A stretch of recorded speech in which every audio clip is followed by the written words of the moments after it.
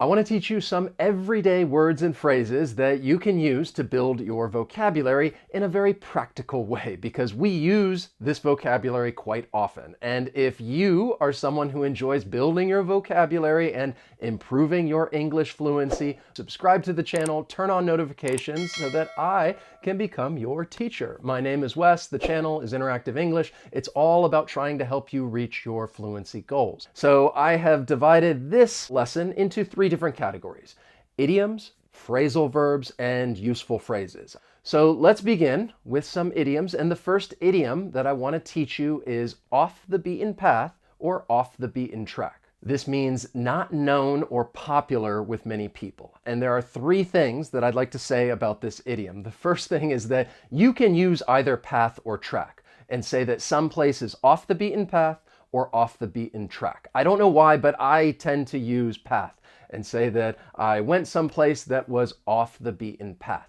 The second thing is that often you may use this idiom when talking about travel. And the third thing is that generally, especially if someone's talking about travel, it has more of a positive connotation, that there were not many people around, it wasn't crowded, and you visited some place that was off the beaten path.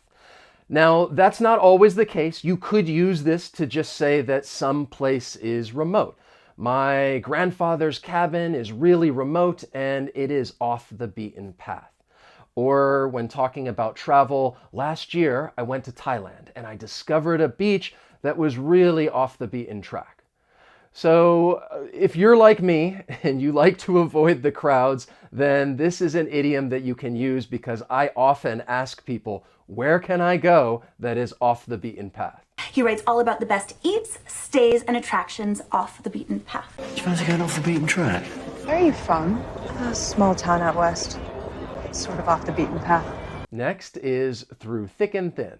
And often you may use this with the past participle been. And I'll talk about the grammar in just a moment. But this refers to someone who has supported you when times have been good, as well as when times have been tough. And really, you're going to use this when talking about a relationship, typically one that you've had over a longer period of time with a family member, a friend, a colleague. So, of course, I could say, my wife and I have been through thick and thin. Here is another cute example of some friends who have been through thick and thin.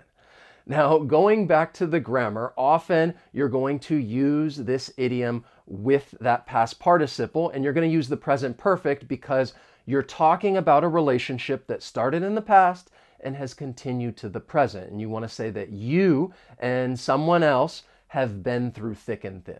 This next song goes out to a very special person who's been with me through thick and thin. People who have been with you through thick and thin, who you thought would never fail you. Friends stick together through thick and thin always. Then there's get or have your ducks in a row. And this just means to be well prepared or very well organized for something that may happen in the future. So I think this idiom makes sense. Just look at this picture. These ducks, they look very well prepared. They look organized. They have their ducks in a row. So you can use this with either verb, get or have, and say that someone needs to get their ducks in a row and they need to get prepared. Or maybe say that someone has their ducks in a row, that they are prepared and they are organized. So because of that, I think it's a great idiom, especially in the context of work, if you want to give someone a compliment and say that this person really has their ducks in a row. Nobody make any noise. Nobody go in that office. I have all my ducks in a row. I would appreciate it if you would please use discretion until we get our ducks in a row. I know you're mad. Too bad you didn't get your ducks in a row, because tonight would have been perfect. Looks like our ducks are finally in a row. Dealership's back on its feet. Off the hook. I like this idiom. It just means that you are free from blame or you are free from some annoying obligation. So sometimes when I put together these lessons, there may be a typo here or there, and I find it really annoying because I can't change it. And I hope that you don't blame me for just these minor, simple mistakes. I hope that you are willing to let me off the hook and I will be free from blame. To give you an example with obligation, maybe I say, well, look, you don't have to come with me to the football match. And I'm talking about American football. Maybe you don't like watching football, and I say, you don't have to come with me. You're off the hook, and you are free from this annoying obligation. Here are some more examples. Pretend this whole thing never happened. Oh, I'm not letting you off the hook. You'll get me off the hook? Yeah, I get you off the hook. We want to let you off the hook. What makes you think I want to be let off the hook? The next idiom is the home stretch. This refers to the last part of something that is being done, that last period of some activity. Now, to give you a little more context, this is an idiom that comes from horse racing. So at the end of the race, you may hear the announcer say, the horses are coming down the home stretch, the last part of the race. So if you are doing some sort of activity, maybe you're working on a project and it's getting ready to end. Perhaps there's a little relief that it's coming to an end. This is when you may use this idiom and you tell someone, yeah, the project's going to end next week, so right now I'm in the home stretch. It's going to end soon, so I'm in the home stretch. You're in the home stretch now. How are you feeling? Let's not lose focus. Come on, we're in the home stretch. Hey. Hey, grab a brush, we're in the home stretch. Ain't tough. You're in the home stretch. Now I want to switch gears and teach you some descriptive phrasal verbs. And I say descriptive because these are phrasal verbs that you can use in specific situations. And because of that, I'm not going to lie, they are a bit more advanced. Some of them you may not be familiar with, and that's okay. I think that's a good thing because I want you to keep building your vocabulary. So for this next part of the lesson, I want you to get serious. I really want you to focus, and I want you to buckle down. You gotta buckle down. Okay, so let's just go ahead and begin with that phrasal verb, buckle down. This means to get serious about your work and to focus diligently on the task at hand. Now, often when I think about this phrasal verb, I think about school. Maybe parents telling their child, you need to buckle down. And perhaps I think about that because my parents would often tell me, you gotta buckle down. Work hard, focus on your studies, and you should really buckle down. Something else I want you to keep in mind is that this phrasal verb is not separable. And generally people are going to use it like you're giving somebody a command and telling them what they should do. You have to buckle down. You really need to buckle down. I just buckled down and studied. Sir, do we joke around sometimes? Yes, but when it's time to buckle down, we're seasoned professionals. We're gonna make this work. You need to buckle down and focus. I'll do what I can. Then we have the phrasal verb fall through. This is used when talking about, well, something that has been planned does not happen. So I could say, well, my plans for the weekend fell through. They did not happen. And generally, you may use this phrasal verb when talking about plans that you have. That is a very common collocation. And collocations are words that are frequently used together, and this is an excellent way of building your vocabulary. So your plans can fall through. Some other collocations with this phrasal verb, maybe you say that the sale falls through, or the deal falls through, or even maybe the project falls through. And it just does not happen. Well, truthfully, our dinner plans fell through, so we braved the storm. His plans fell through. The deal fell through, honey. Sorry, the deal fell through.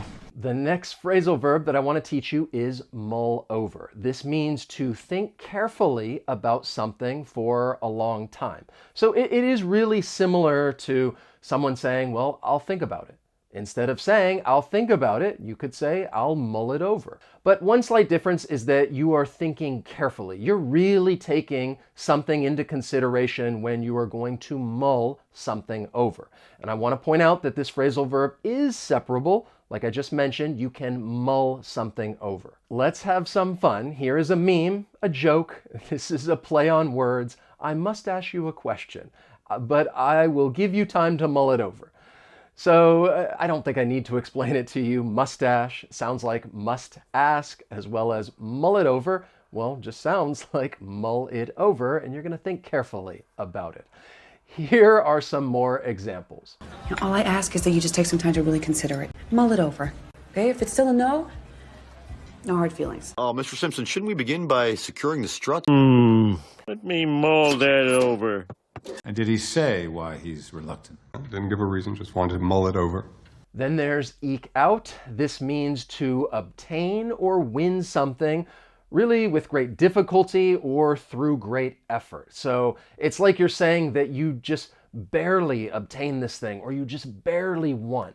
To give you some more examples as to how this phrasal verb is used in context, I have some news headlines for you. Dow, NASDAQ eke out gains despite Middle East tensions. Eagles eke out victory over woeful Browns in Week 6. That is an American football example for you, and the team ekes out a victory. U.S. apartment rents eke out annual growth in September. I want to give you some more examples, so here are some videos using this phrasal verb. Jake eked out a feeble victory. And last year, I let the captain win because he's old and sad. Because of you, I spent half the game in the box. Yeah, but you still eked out a win. It was great. Next is hash out. This phrasal verb means to talk about something with someone else in order to reach some sort of agreement. So let's say that you and someone else are having a disagreement, and I want you to, well, solve your problem. I might tell you, look, you need to hash things out. So in this case, it is rather similar to saying that someone needs to work something out. Now, I'll be completely honest. Saying hash things out, it is not as commonly used as telling someone you need to work things out. But it is good to get a little variety, add some flavor to your speaking skills. And this phrasal verb, it is a little more informal, but that's also why it's useful everyday English. You need to hash things out. Yeah, well, you should be sorry. Maybe we could hash things out. Can't we at least just sit down and eat a piece of pizza together? Just hash things out like adults. Frankly, I hoped it would be like dealing with you. People with strong opinions hashing it out respectfully.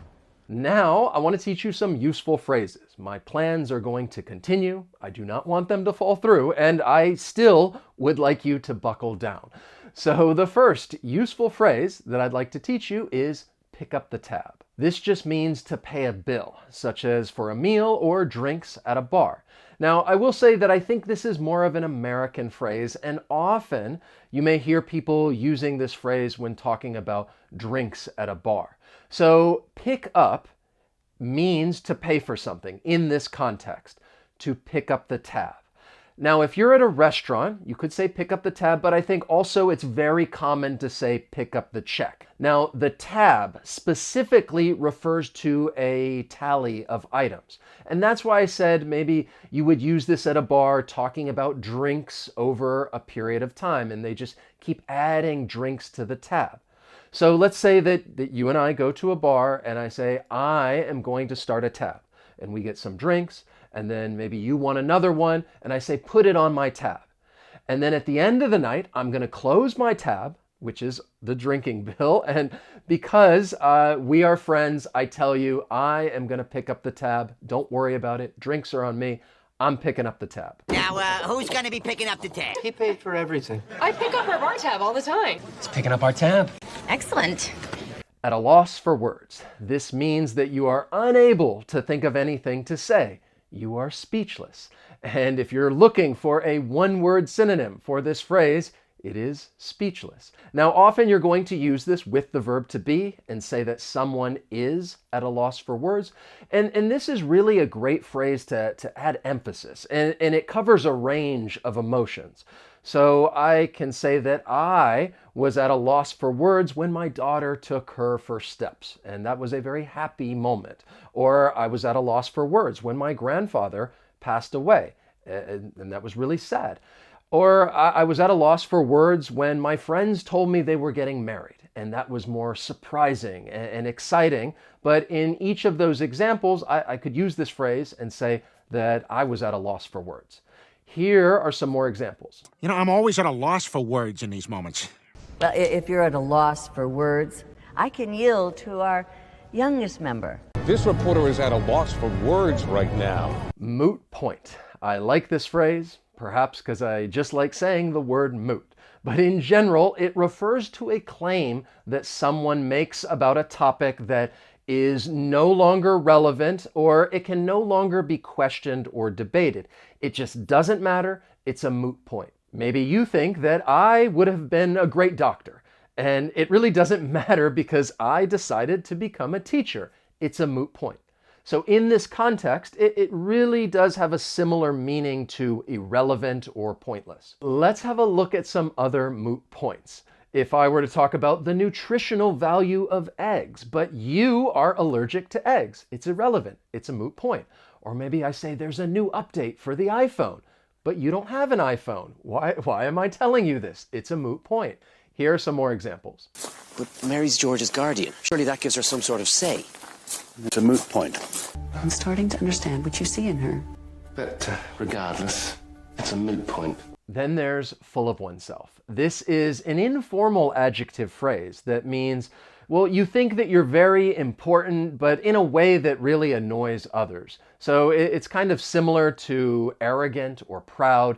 So it really does have a negative connotation. Often it's used as a standalone statement to describe an individual. And if you want to add emphasis, you can use it with the word so. So full of oneself. Now be mindful of the grammar because you're going to use a subject pronoun with a reflexive pronoun, as in, well, you are so full of yourself. He is so full of himself. She is so full of herself. And I'll be honest, at times, I am so full of myself. I have to go, because, oh, hell, I don't need a reason. Someone's a little full of himself? Don't be full of yourself, girl. She wouldn't know who we are, just so full of herself. Then there's short and sweet. This means pleasantly brief and relevant. Now, this phrase is a binomial pair. This is when you have two words that are joined together by a conjunction. And often that conjunction is and or or. In this case, we're using and to say that something is short and sweet. These are phrases that I think are often used in just everyday conversation. Now, I am going to keep this explanation short and sweet, so I will go ahead and show you some video examples. I'll keep it short and sweet. Family, religion, friendship. These are the three demons you must slay if you wish to succeed in business. Now, we don't want to take up much of your time. Let's make this short and sweet. I hope that you enjoyed the lesson and learned something new. And if you did, please hit that like button. As always, thank you so much for watching, and I will see you next time. So long.